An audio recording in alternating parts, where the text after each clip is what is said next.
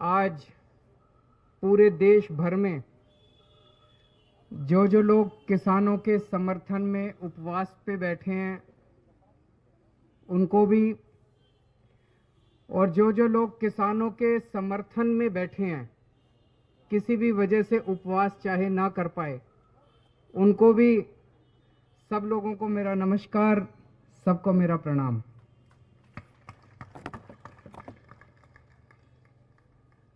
दोस्तों, आज देश संकट में है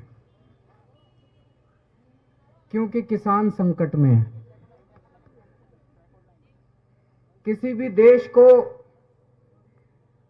किसान और जवान किसी भी देश की नींव होते हैं, उस देश की फाउंडेशन होते हैं। और अगर किसान और जवान संकट में हो तो वो देश आगे कैसे तरक्की कर सकता है, वो देश खुशहाल कैसे हो सकता है। आज हमारे देश का किसान संकट में है। जिस किसान को खेतों में होना चाहिए वो इतनी कड़कती ठंड में धरने पे बैठा है। लेकिन मुझे खुशी इस बात की है कि आज पूरा देश किसान के साथ खड़ा है। देश भर में फौजी किसान के साथ खड़े हैं, जवान किसान के साथ खड़े हैं, खिलाड़ी किसानों के साथ खड़े हैं, बड़ी बड़ी बॉलीवुड की हस्तियां किसानों के साथ खड़ी हैं, वकील किसानों के साथ खड़े हैं, डॉक्टर किसानों के साथ खड़े हैं। देश भर से जो खबरें आ रही हैं, लोग चाहे सिंगू बॉर्डर ना पहुंच पाए हों, लेकिन आज न जाने कितने अनगिनत लोगों ने, लाखों करोड़ों लोगों ने अपने घर पे उपवास रख के किसानों का समर्थन किया और उनके लिए प्रार्थना किया। आम आदमी पार्टी शुरू से किसानों के साथ है, किसान आंदोलन का समर्थन करती रही है। आज देश भर में कोने कोने में आम आदमी पार्टी के कार्यकर्ताओं ने या तो अपने घर पे और या सामूहिक तरह से कहीं ना कहीं इकट्ठे होकर उपवास किया, किसानों का समर्थन किया। और जब जब जरूरत पड़ी हम लोग बिल्कुल चट्टान की तरह खड़े होकर हम लोगों ने किसानों का समर्थन किया। जैसा भी बताया गया कि जब किसान आंसू गैस के गोले झेलते हुए, लाठियां खाते हुए, वाटर कैनन झेलते हुए बड़े बड़े स्टेडियम में इन लोगों को डाल देंगे बाहर से, हम किसानों के साथ चट्टान की तरह खड़े रहे और हमने इनकी फाइल रिजेक्ट कर दी। उसके बाद हमारे कई एमएलए को मैं जानता हूं, हमारे कई नेताओं को मैं जानता हूं।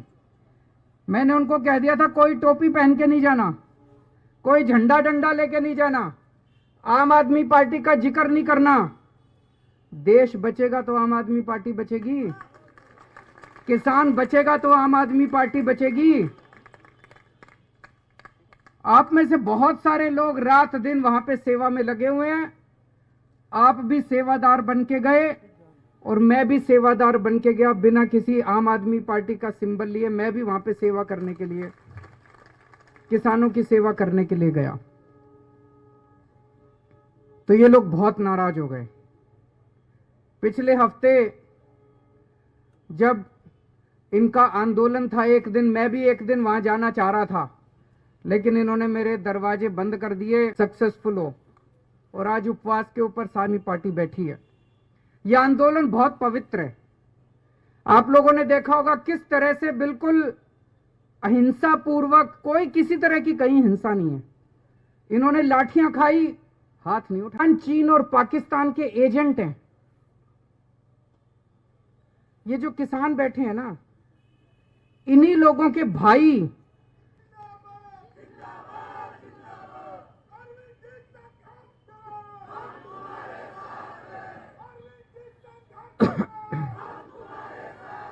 तो ये जितने नेता और ये जो लोग कह रहे हैं कि ये चीन और पाकिस्तान के, और आप ये सोच के देखो कितने ऐसे किसान हैं देश भर में, एक ही आदमी के दो बेटे, एक किसान बन गया और एक जवान बन गया। गलत तो नहीं कह रहा जी? ऐसे बहुत सारे लोग हैं, कितने परिवार हैं, एक बेटा फौज में और एक बेटा खेत में। अब जब वो फौज में बॉर्डर के ऊपर उनका बेटा सुनता है कि मेरे भाई को आतंकवादी कहा जा रहा है, जब वो सुनता है मेरे पिताजी को आतंकवादी कहा जा रहा है जो यहां सिंघू बॉर्डर पे बैठे हैं, तो उसके दिल पे क्या गुजरती होगी? ये सही नहीं हो रहा। जितने लोग ये राजनीति के तहत किसानों को गालियां दे रहे हैं, किसानों को भला बुरा बोल रहे हैं, मैं उनसे हाथ जोड़ के अपील करना चाहता हूं, ये बंद करें, गंदी राजनीति करना बंद करें।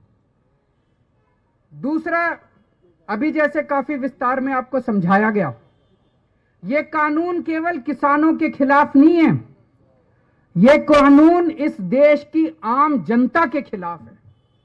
इस कानून के आने से बेइंतहा महंगाई बढ़ेगी। इस कानून के अंदर महंगाई बढ़ने का लाइसेंस दिया गया है। महंगाई बढ़ना एक तरह से कानूनी जामा पहना दिया गया। मैं प्याज की जमाखोरी कर रखी है, करते हैं कि नहीं करते?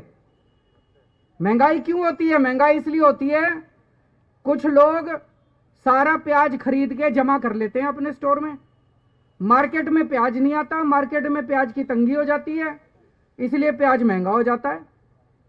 दाल क्यों महंगी होती है? कुछ चंद पैसे में जब दाल आती है तो दाल सस्ती हो जाती है। यही करती है सरकार। अब इस कानून में लिखा है कि कोई भी आदमी कितनी भी जमाखोरी कर सकता है, ये अलाउड होगा। अभी तक जमाखोरी करना कानून में भी अपराध माना जाता था और शास्त्रों में भी पाप माना जाता था। किसी भी धर्म के शास्त्र उठा के देख लो, भाई साहब कहते थे जमाखोरी करना पाप है। पाप मानते थे नहीं मानते थे? कानून में कहते थे अपराध है। तो जिन जिन लोगों के पास पैसे हैं वो तो 2-2, 3-3 साल तक सामान स्टोर करके रख लेंगे। कितनी महंगाई हो जाएगी, कितनी महंगाई हो जाएगी। तो इस कानून में लिखा है कि अगर 1 साल में महंगाई डबल हो जाएगी तभी रेड मार सकती है सरकार, नहीं तो रेड नहीं मार सकती। मतलब किसी, मेरे को पता भी है, मैं मुख्यमंत्री हूं, मेरे को पता है दाल के दाम बढ़ रहे हैं और इस आदमी ने स्टोर कर रखा है, अब मेरे हाथ काट दिए, मैं रेड नहीं मार सकता, उसकी दाल बाहर नहीं निकाल सकता।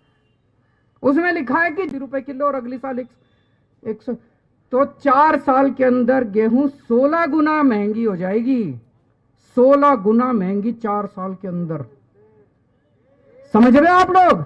ये कानून में लिखा, इतनी महंगाई हो जाएगी, इतनी महंगाई हो जाएगी, भाई साहब तनख्वाह बढ़ेगी नहीं, बच्चे पालने मुश्किल हो जाएंगे।